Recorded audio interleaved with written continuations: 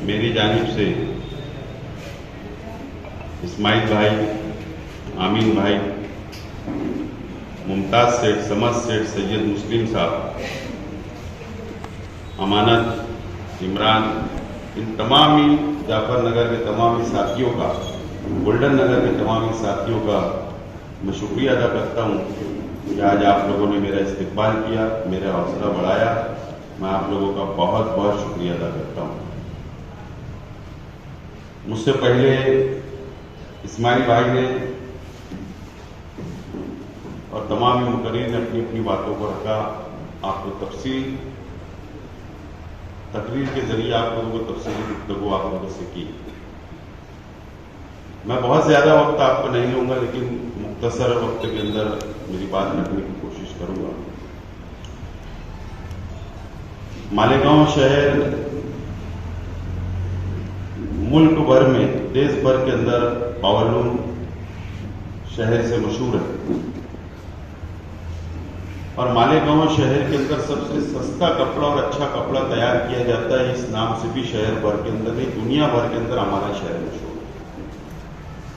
महाराष्ट्र के अंदर भिवंडी, मालेगांव, इचलकरंजी, शोलापुर, येवला, धुलिया, ऐसे बहुत सारे पावरलूम शहर हैं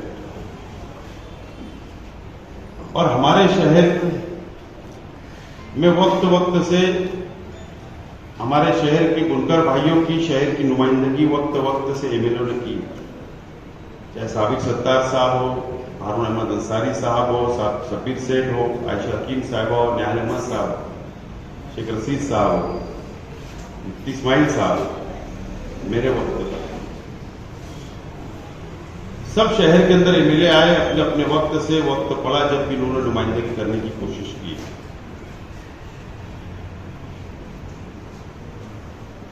और आज का ये इस्तकबालिया प्रोग्राम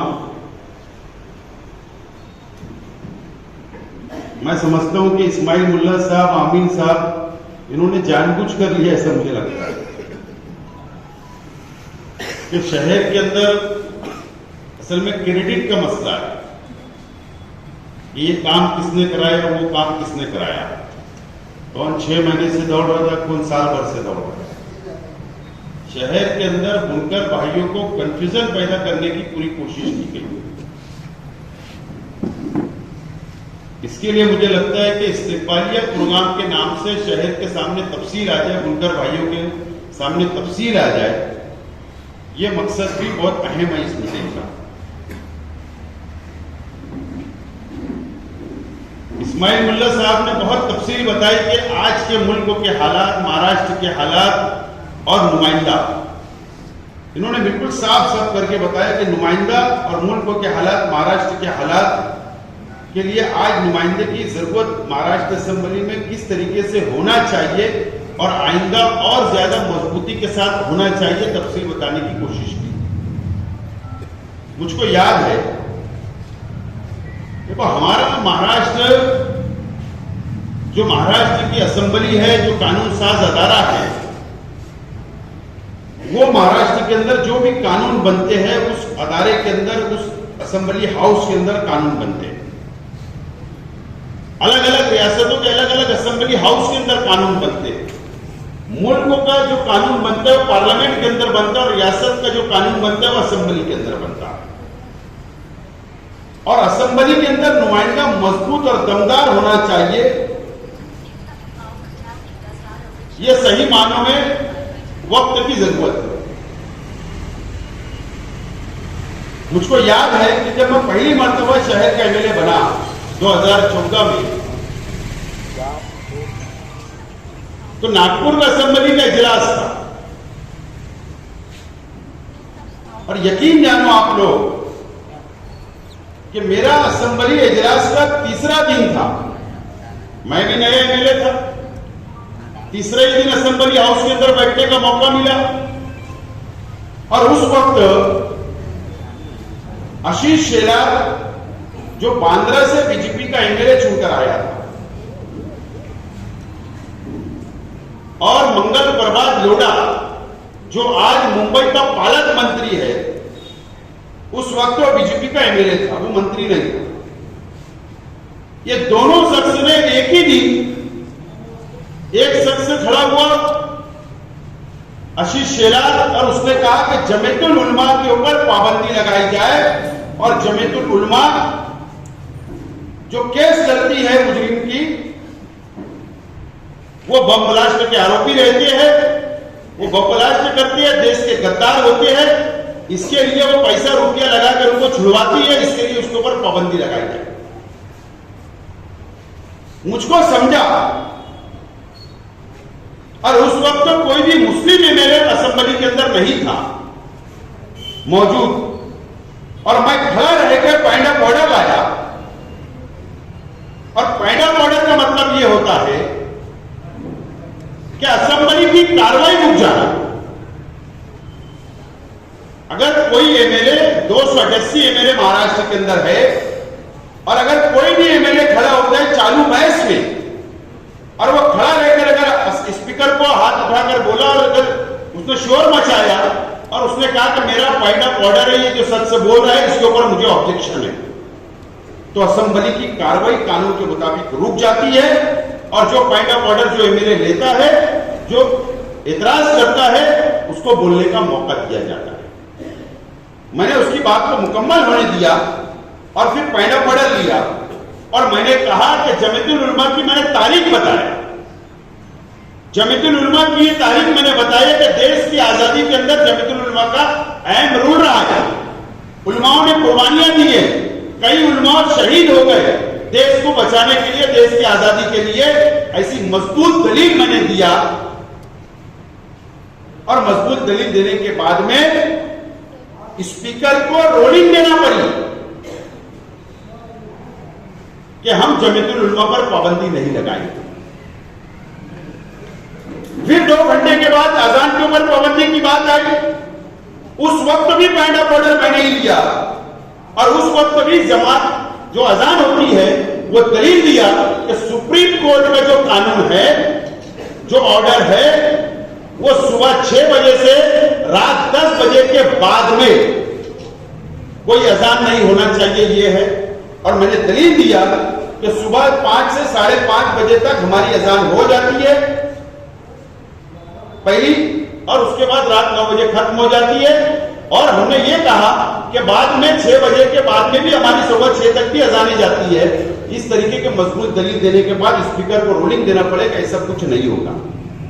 मेरा बोलने का मतलब ये है आप लोगों से, ये 2 बातें मैं इसलिए बोल रहा हूं कि एमएलए को समझना चाहिए। एमएलए को अगर हमारे खिलाफ कोई बोल रहा है, अगर कोई एमएलए हमारे खिलाफ जहर उगल रहा है, मुसलमानों के खिलाफ बोल रहा है, तो अगर एमएलए समझदार हो, उसको कानून जानता हो और अगर वो मजबूत दलील देकर अगर वहां बात करेगा तो वहीं पर ये बात को, सामने वाली बात को रिजेक्ट हो सकती है और स्पीकर को कानून के मुताबिक रूलिंग देना पड़ता है।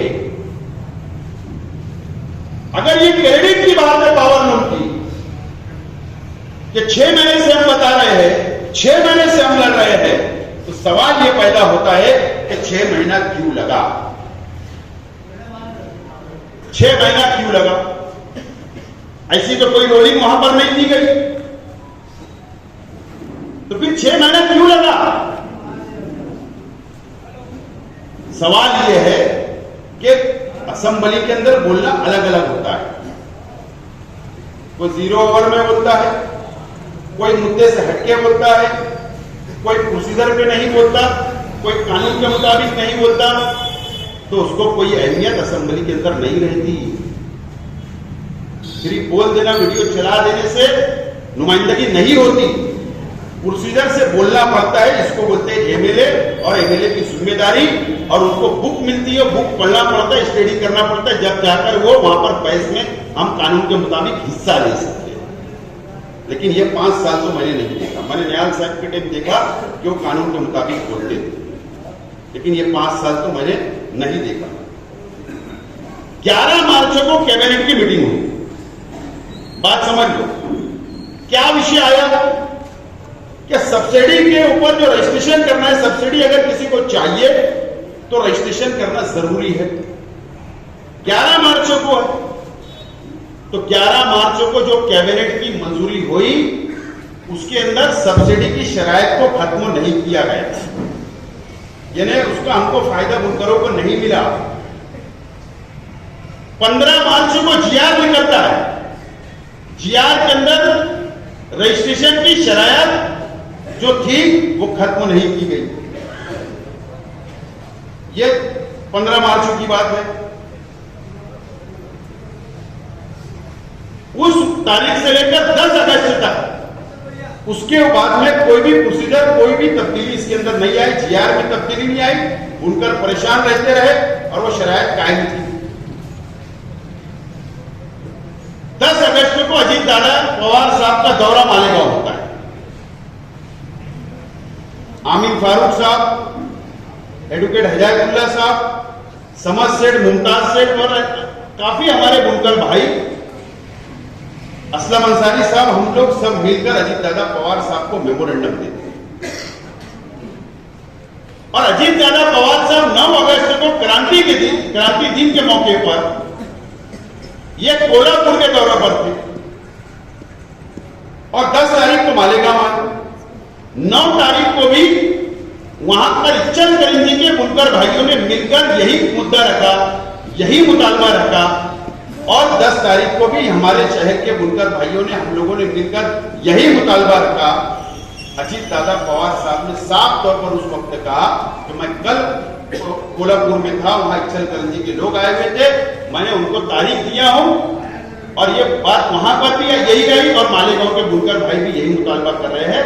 तो 13 तारीख को मैं मीटिंग लगाता हूं और 13 तारीख को अजीत दादा पवार साहब ने 10 तारीख को यहां से गए, वो अम्मलनेर गए, अम्मलनेर के बाद वो मुंबई गए। और एक बात मैं पहले भी कहा और आज भी दोबारा मैं बोल रहा हूं, देखो अगर कैबिनेट मंत्री जो होता है ना, तो जो डिपार्टमेंट का वो मंत्री होता है वही डिपार्टमेंट की वो तजवीज कैबिनेट में रख सकता है, पहले बात को समझ लें। लेकिन chief minister, deputy chief minister, वो पूरे इख्तियार उसको होते हैं कि वो कोई भी मंत्रालय की, कोई भी डिपार्टमेंट की तजवीज को कैबिनेट में रख सकता है। अजीत दादा पवार साहब ने 11 अगस्त को मंत्रालय में जो कैबिनेट की मीटिंग हुई, ये दोनों मुतालबा को लेकर उन्होंने कैबिनेट के अंदर ये पास करवा दिया, ये शराइत को खत्म करवा दिया और उसके बाद मिनट से नहीं हुए। ये 13 तारीख को हम लोगों को मंत्रालय के अंदर बुलाया गया, वहां भी आमीन फारूक साहब, मुमताज सेठ, समद सेठ, शकील भाई, असलम भाई, एडवोकेट हिदायतुल्लाह साहब, हम तमाम ही लोग वहां पर 13 तारीख की मीटिंग में थे और ये बात हुई कि 11 तारीख की मीटिंग में हो गई। फिर उसके अंदर जो कमजोरियां थी, इचलकरंजी के बुनकरों ने भी रखा, हम लोगों ने भी रखा और उसके बाद 13 तारीख की जो मीटिंग हुई उसके अंदर 3 सेक्रेटरी थे, टेक्सटाइल सेक्रेटरी, बिजली डिपार्टमेंट के सेक्रेटरी, फाइनेंस डिपार्टमेंट के सेक्रेटरी, अर्बन डेवलपमेंट डिपार्टमेंट के सेक्रेटरी, ऐसे 4 सेक्रेटरी थे। अजीत दादा पवार साहब थे और हम तमाम ही दोनों शहर के लोग वहां पर मौजूद थे और वहां पर हमने जो जो मुतालबात रखा वो मुतालबात को मिनट से में लिया गया। मिनट से मतलब प्रोसीडिंग की गई, जो बातें मैंने की, जो बातें मंत्री ने की, जो बातें सेक्रेटरी ने बोली, जो तंजीम के जिम्मेदारों ने बोली, उसको मिनट से लिया गया, रिकॉर्ड पर लिया गया और रिकॉर्ड पर लेने के बाद में शराइत खत्म की गई। 2 सितंबर को यानी जीआर निकला, 2 तारीख को जीआर निकला। अब जीआर आप पढ़ लो, जीआर के अंदर 11 तारीख की कैबिनेट का भी उल्लेख है और जीआर के अंदर 13 तारीख का भी उल्लेख है। यानी बाद में जो कमी पेशी रह गई थी उसको डिटेल जीआर बनाया गया और वो शराइत को खत्म किया गया।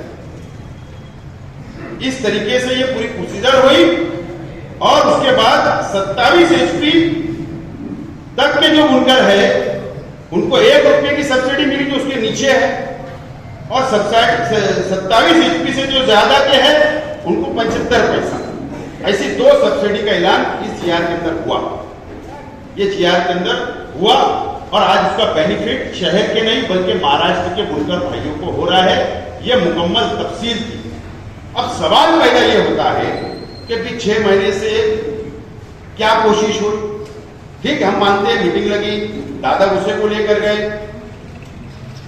कमेटी बनी, दौरा हुआ, मीडिया के अंदर बात आई, अखबार में खबरें छपी, अखबार 6 महीने से रंगे गए खबरों से, ये सब हुआ, हम ये मानते हैं। लेकिन आखिरी में अगर कामयाबी ये बैठे हुए लोगों को मिली है और अगर जरिया मैं बना हूं तो उसके अंदर आपको तकलीफ क्यों? खुश होना चाहिए कि नहीं, चलो बुनकरों का फायदा तो हुआ, ये चीज होना चाहिए। लेकिन इसके अंदर कोई मुखालफत, क्रेडिट, तो असल में जबरदस्ती ये शहर के बुनकर भाइयों को हमेशा गुमराह करने का काम ये शहर में होता आया है, हमेशा होता आया है। किसी को विलन बता देना, किसी को हीरो बताना और उसके बाद गुमराह करना, ये शहर की सियासत ये बुनकरों के ऊपर हावी रही है। और मैं ऐसा मानता हूं कि हमेशा हमने सही लड़ाई, सही दिशा के अंदर लड़ाई नहीं लड़ी है और इसके लिए आज हम हालात से गुजर रहे हैं। ऐसे हालात हमारे ऊपर आते हैं, बुनकर भाइयों के ऊपर आते हैं। दोस्तों और साथ, इस्माइल मुल्ला साहब ने जो मेरे सामने बात को रखा, बहुत अच्छी बात है। आज 75 पैसा 1 रुपया सब्सिडी मिल रही है, लेकिन उन्होंने बहुत अहम बात कही कि आज हमारा जहन जो है बुनकर भाइयों का, यार 1 रुपया 75 पैसा अगर सब्सिडी मिल रही तो कम दाम में अगर हम कपड़ा बेच देंगे, 8 आना कम में, 4 आना कम में, 1 रुपये दाम में जाने तो उधर तो हमारा कवर हो रहा है। तो ऐसा नहीं होना चाहिए।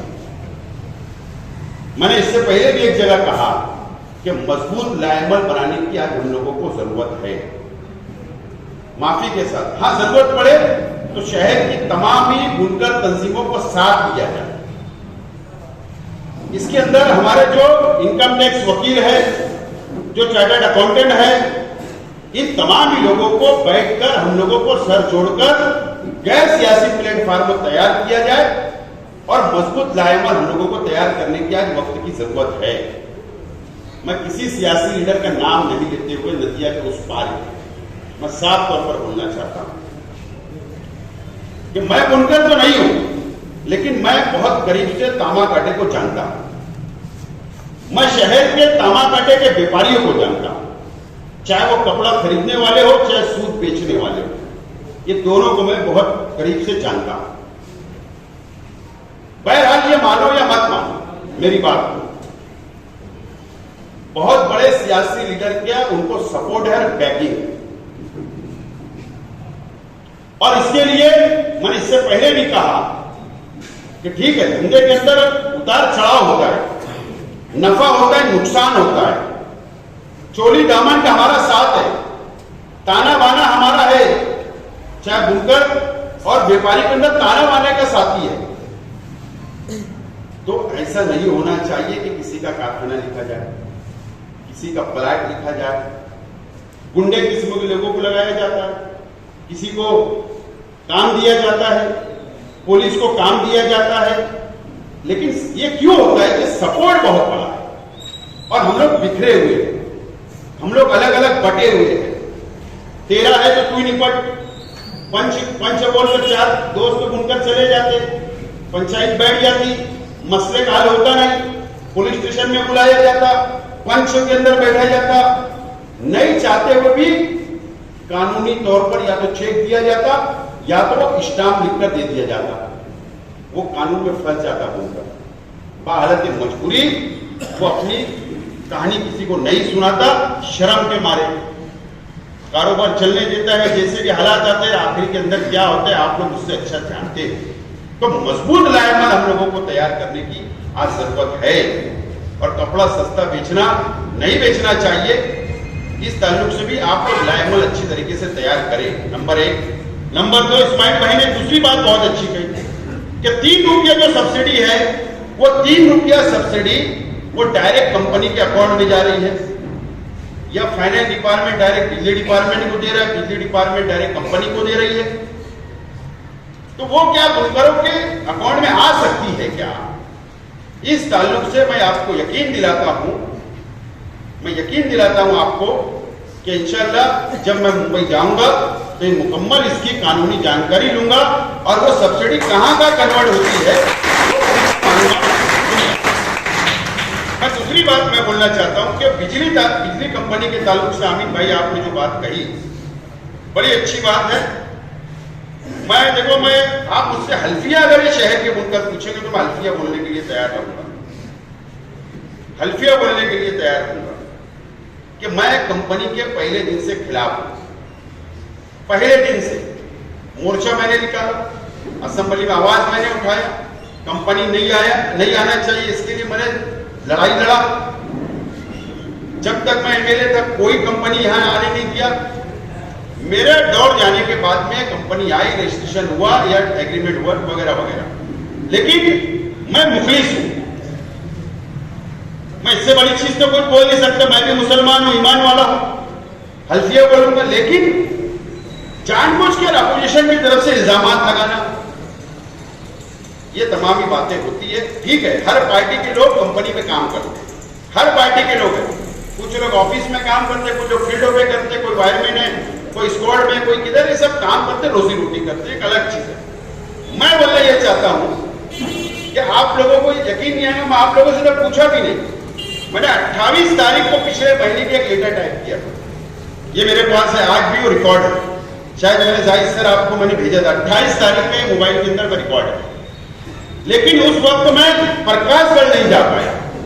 जो महावितरण के एमडी है वो इत्तेफाक से मेरे बहुत अच्छे दोस्त, जो अभी जो नए एमडी है, मेरे बहुत पुराना 2005 के जब मैं मेयर था, वो नंदुरबार में सीओ थे। उस वक्त मेरा उनका ताल्लुक हुआ, नासिक के अंदर मीटिंग में आते थे, वहां से दोस्ती हुई थी, आज तक दोस्ती है। और साइजिंग का जब मामला आए उस वक्त भी इत्तेफाक ऐसा था कि वो पोल्यूशन कंट्रोल बोर्ड के एमडी थे, सीओ थे, तो वो भी सम्मान अपने काम आए।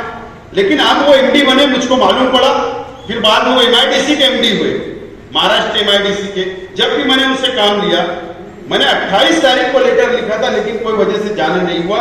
लेकिन ये हफ्ते जब मैं मुंबई में था तो मंगल के दिन, मंगल को दोपहर में मैं जाकर उनसे मुलाकात किया, नवीद खतीब मेरे साथ था, और मैंने जाकर मुलाकात किया, चाय पानी हुई, और मैंने लेटर दिया कंपनी के खिलाफ। ये लेटर कंपनी के खिलाफ मैंने लेटर दिया, और मैंने कहा वो एमडी साहब को, क्योंकि एग्रीमेंट जो हुआ है वो प्रकाशगढ़ में ही हुआ है, उसको जो हैंडल करती है वो प्रकाशगढ़ ही करती है। महाराष्ट्र का कोई भी पावर का मसला हो प्रकाशगढ़ से ही हैंडल होता है। मंत्रालय में अधिकारी सिर्फ सेक्रेटरी बैठता है, लेकिन जितने डायरेक्टर है ये सब लोग जो बैठते प्रकाशगढ़ बांद्रा में बैठते हैं। मैंने उनको लेटर ये दिया कि कंपनी की बहुत जास्ती हो गई है, बुनकरों को परेशान किया जा रहा है, शहर के आवाम को परेशान किया जा रहा है, इसके ऊपर आप एक मीटिंग लगाओ। ये मीटिंग का मैंने लेटर दिया। मैं कोशिश ये करूंगा इस हफ्ते जाकर कि मीटिंग लगे, और मीटिंग के अंदर कंपनी की जितनी जो शिकायत है, जो दादागिरी है, जो गुंडागर्दी है, इस ताल्लुक से हम लोग बात रखेंगे। लेकिन एक बात मैं और कहना चाहता हूं, मैं मालेगांव पुलिस को दोष नहीं देना चाहता हूं। इससे पहले भी मैंने कहा ऑर्डर असल में डायरेक्ट आता है, बात ध्यान रखो। अगर मुंबई से कोई ऑर्डर अगर पुलिस को आ जाए तो पुलिस भी क्या करेगी, इसके लिए उनको स्पॉट जगह पे मिलता है, फोन करते हैं। अब बंबई से आते हैं तो क्यों आता है, क्या वजह है, या आप लोग मुझसे ज्यादा बेहतर समझते हैं। सरकार उनके साथ रहती है, सरकार उनके सपोर्ट में रहती है, सरकार का उनका कुछ व्यवहार होगा लेन देन का, इसके वजह से डायरेक्ट फोन आते हैं, आदेश आते हैं, राइटिंग में आदेश आते हैं पुलिस डिपार्टमेंट को, इसलिए कंपनी को डायरेक्ट पुलिस मिलती है। तो पुलिस डिपार्टमेंट की यह जिम्मेदारी है कि यहां के हालात पुलिस ने रिकॉर्ड के ऊपर लाकर राइटिंग के अंदर लिखकर महाराष्ट्र हुकूमत को भेजना पड़ेगा कि ये हम लोग स्कॉट नहीं ले जा सकते, यहां पर हालात शहर के खराब है, शहर के अंदर पावर लूम अगर चलेगा तो शहर चलेगा, वो तो भूखमरी आ जाएगी। इस तरीके के वहां पर उनको दलील देना पड़ेगी। पुलिस डिपार्टमेंट से भी आज मैं इस मंच से अपील करता हूं कि आप भी हमारा और शहर का साथ दें और कंपनी का साथ आप देना बंद करें। सवाल यह है कि 5 साल से अगर कंपनी आई, देखो आप लोग उनका भाइयों, आप लोग पीछे 5 साल जाइए, सोचिए, और आज तक मुझे बताओ कि एक आला दर्जे की कंपनी के खिलाफ में चाहे मंत्री महोदय ने, चाहे एमएलए साहब ने एक भी मीटिंग लगाई क्या हो, एक भी मीटिंग बताओ। शिंदे साहब तो बहुत इनका जमता, शिंदे साहब इनको गाड़ी में बैठाते, मंत्री साहब इनको गाड़ी में बैठाते, मंत्री है ना, अरे उनके भी आधे मतदार संघ के अंदर पावर कंपनी है, तो फिर ये मंत्री साहब ने, एमएलए साहब ने 5 साल के अंदर वजीर आला के पास या बिजली मंत्री के पास में एक भी मीटिंग क्यों नहीं लगाई? क्यों मसले का हल नहीं किया? क्यों वहां पर शिकायत नहीं दर्ज करवाई? क्यों वहां पर एहतजाज नहीं किया गया? यह भी बड़ा सवाल है। सिर्फ यहां बैठकर एहतजाज होना बराबर बात नहीं, सिर्फ शहरों पर दिखावा है। ये तमाम चीजें भी होना चाहिए थी, जो हुई नहीं। क्यों नहीं हुई? अरे अगर एमएलए असेंबली में खड़े रह के अगर शोर मचा दे, अगर वो दलित से बोले वहां पर, तो मंत्री खड़े रह के बोलता है ठीक है, इसके ऊपर मैं स्पेशल मीटिंग लगाऊंगा, आप खामोश बैठिए। कम से कम आश्वासन देता है, यकीन कराता है कि आप खामोश बैठिए, मैं मीटिंग लगाऊंगा। लेकिन आपकी आवाज वहां तक नहीं पहुंची। ये तो मंत्री है दादा भुसे साहब, कैबिनेट मंत्री है, मुख्यमंत्री के राइट हैंड है, बड़ा डिपार्टमेंट है, नासिक जिले के पालक मंत्री है, नासिक जिले की पूरी जिम्मेदारी इनके ऊपर है। इन्होंने क्यों नहीं मीटिंग लगाई? ये तो एक लेटर देंगे मीटिंग लग जाएगी, क्यों नहीं लगाई गई? इसके ऊपर कभी आप लोगों ने सोचा या विचार किया? सोचना पड़ेगा, ये तमाम चीजें आपको सोचना पड़ेगा। मैं आज तमाम लोगों से अपील करना चाहता हूं, देखो मैं ईमानदाराना तौर से आपकी सोचिए, मैं भी सोचता हूं, मीडिया भी यहां पर एक बुनकर भाई ने बता देना कि मेरे परिवार से आपको जाति तौर पर कोई तकलीफ हो, या हमने आपसे कभी रुपया पैसा मांगा है, या आपसे कभी दादागिरी की है, या आपसे कभी गुंडागर्दी की है, क्या आपसे कभी हफ्ता वसूली, बताना ना। तो आप लोग मुझसे क्यों दूर हो रहे थे? आप लोग मेरे से करीब आइए। इस्माइल भाई है, आमिन भाई है, बैठे हुए तमाम लोग मेरे से करीब है, मेरा काम करने का तरीका जानते हैं, समझते हैं, मुझको बहुत करीब से जाना है, मेरे मिजाज को जाना है। मैं कभी भी चंदा पार्टी चलाने नहीं लेता, पॉलिटिक्स करने का भी चंदा नहीं लेता, मैं कभी आप लोगों के दर पर आके मैंने हाथ फैलाए नहीं हूं। तो जो अपोजिशन पार्टियां जो बोलती है आप लोग वही सुनते हो और वैसी जहन बना लेते हो। मैं आपसे अपील करता हूं, हाथ जोड़कर अपील करता हूं कि आप मेरे करीब आइए, मेरे से काम लीजिए, मेरे पास आके मेरे मिजाज को समझिए, मेरे काम करने के तरीके को आप लोग समझिए, और एक दिन अजमा कर देखिए। आज मेरी उम्र 45 साल, आज मैं काम करने के लायक हूं, दौड़ सकता हूं, भाग सकता हूं। आप मुझे अगर मौका देंगे आने वाले वक्तों में, शहर की आवाम, शहर के बुनकर भाई, तो यकीन जानो मैं महाराष्ट्र असेंबली के अंदर भी लड़ सकता हूं, आपकी आवाज उठा सकता हूं, आपके मसाइल हल कर सकता हूं, आपके सब्सिडी के मसाइल हो, पावर कंपनी के मसाइल हो, आप जो काम मेरे पास आएंगे, जो काम मेरे को सौंपेंगे, साइजिंग का मामला हो, वो तमाम ही काम मैं करने के लिए तैयार रहूंगा, पाबंद रहूंगा आपका। आप एक मौका मुझको देकर, एक मौका, यकीन जानिए आप लोग करीब आएंगे। अच्छा, ये 5 साल के अंदर पावर का कोई भी कोई काम लाता है तो मैं चाहता हूं, इस्माइल भाई ने मुझको आजमाया है, कई लोगों ने आजमाया है, आज अगर नहीं जाए तो मैं कल का टाइम देता, कल नहीं तो परसों का टाइम देता हूं, और साथ में एक आदमी को नहीं ले जाता हूं। मैं अगर 5-7 लोग मेरे पास आते, सबको जमा करता हूं, कंपनी में ले जाता हूं और एक एक करके सबकी बात करवाता हूं और उनके मसाइल को हल करता हूं। ठीक है ना, कंपनी से हम लड़ नहीं पा रहे अभी, कम से कम मसाइल तो हमारे अपने हल कर लो। वो मसला मैं जिंदा नहीं रखता हूं, वो खत्म करने की कोशिश करता हूं। नहीं, किसी का मामला अपने पास आए तो उसको हल करें। तो जो काम आप सौंपेंगे वो काम करने के लिए मैं बिल्कुल तैयार हूं, आपका पाबंद रहूंगा, लेकिन आप लोग मौका दीजिए। देखो, असेंबली बहुत अहम जगह है हमारे लिए, हमारी सनत के लिए, हमारे शहर के लिए बहुत अहम जगह है। नुमाइंदा वहां पर काम करने वाला चाहिए, मंत्रालय में दौड़ने वाला चाहिए। मैं ये जो जीआर निकालने के लिए मीटिंग तो हो गई, मुझे टेंशन हो रहा था, मैं फिक्रों में था, यार मीटिंग हो गई, जीआर नहीं, मीटिंग हो गई जीआर में, यकीन जानो आप जाकर मैं मोबाइल नंबर देता हूं सेक्रेटरी का, डिप्टी सेक्रेटरी का मैं नाम देता हूं, मंत्री से जाकर आप पूछिए कि मैं कितने मर्तबा उनके पास ये सिर्फ जीआर निकालने के लिए गया हूं। अगर चलो हम जीआर नहीं हमने निकाला, चलो आप बोलते हैं हमको हमने निकाला, तो पहले जीआर आप ही के पास आ जाता, आप ही पटाखा फोड़ लेते। 4 घंटे बाद पटाखा नहीं फोड़ना था, हमने तो पहले कर लिया, सबने खुशी मना ली, प्रेस ले ली।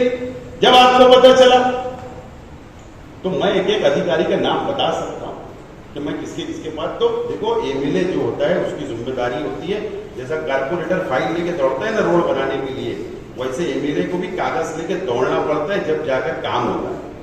मैं भी 3 दिन था ना मुंबई के अंदर, तो कल प्रेस कॉन्फ्रेंस रखा हूं। 3 दिन मैंने क्या मुंबई में किया, कुछ लोग बोले आज हवा घूम गए, मैं कांग्रेस के टिकट के लिए दौड़ रहा हूं, ऐसा कुछ है नहीं। लेकिन कल 12 बजे प्रेस के जरिए शहर को बताऊंगा मैं क्यों दौड़ रहा था। तो आप लोग मेरा काम करने का तरीका है, आप मेरे करीब आएगा, इंशाअल्लाह आप मुझे काम करने वालों में पाओगे, मैं गारंटी से बोलता हूं, आप लोग मेरा साथ दीजिए। और दूसरी एक बात, नीतीश राणे, मैंने पीछे 2 उदाहरण दिया, आशीष शेलार, मंगल प्रभात तोड़ा, अभी नीतीश राणे सामने उभर रहा है, एक प्रसाद लाड़ उभर रहा है, एक पडलकर उभर रहा है। ऐसे 5-7 एमएलए जो भारतीय जनता पार्टी के ये जो उभर रहे हैं, मुझे बताओ ये 5 साल के अंदर असेंबली के अंदर नुमाइंदगी हुई कि इनका जवाब दिया गया? देखो यूट्यूब के ऊपर जवाब देना नहीं, एमएलए की जिम्मेदारी ये नहीं है। मेरे शहर की को अगर गालियां किसने दिया, मुसलमानों को किसने गालियां दिया, मेरे शहर में आके किसने चैलेंज करके गया, तो मेरी जिम्मेदारी है यहां पर मैंने लंगोट नहीं बांधना चाहिए, मैंने लंगोट असेंबली के हॉल के अंदर बांधना चाहिए।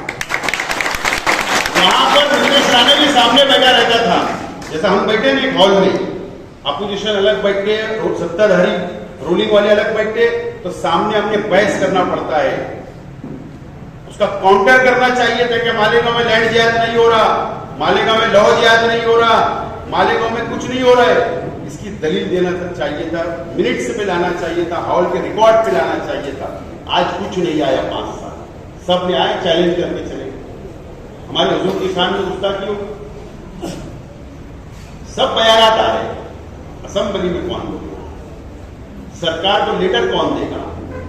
कार्रवाई एमएलए साहब की जिम्मेदारी थी कि वो असेंबली सिटी पुलिस स्टेशन के अंदर जाकर बैठ जाते थे, वहां उठते नहीं थे रात भर। क्या होता था? सिर्फ अरेस्ट होते थे, एफआईआर दाखिल कर सकते थे, क्या हुआ? कुछ नहीं।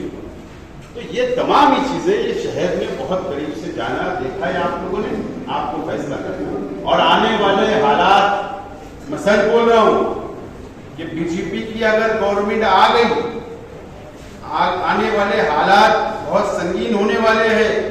बीजेपी को अपनी जमीन खिसकती नजर आ रही है और इसके लिए वो कुछ भी हथकंडा इस्तेमाल कर सकती है, हिंदू मुसलमान के फसाद करा सकती है और असेंबली के अंदर आने वाले 5 साल के अंदर मजबूत और आवाज उठाने वाला, लड़ने वाला और आपका डिफेंस करने वाला, ढाल बन के खड़े रहने वाला नुमाइंदे की जरूरत है। इस शहर में बहुत सोच समझ के फैसला करना पड़ेगा। बहरहाल मैं आपकी जिम्मेदारी लेता हूं कि आप अगर मुझे नुमाइंदा बनाकर असेंबली में भेजेंगे तो जरूर मैं बुनकर भाइयों के लिए आप जो काम सौंपेंगे वो काम मैं करता रहूंगा, ये यकीन दिलाता हूं। आपने मेरा इस्तेमाल किया और आइंदा भी जब भी मुझको याद करेंगे तो बढ़ चढ़ कर मैं बुनकर भाइयों के लिए लड़ता रहूंगा। इतनी बात बोलते हुए मैं आपके शुक्रिया के साथ मेरी बात को खत्म करता हूं। शुक्रिया।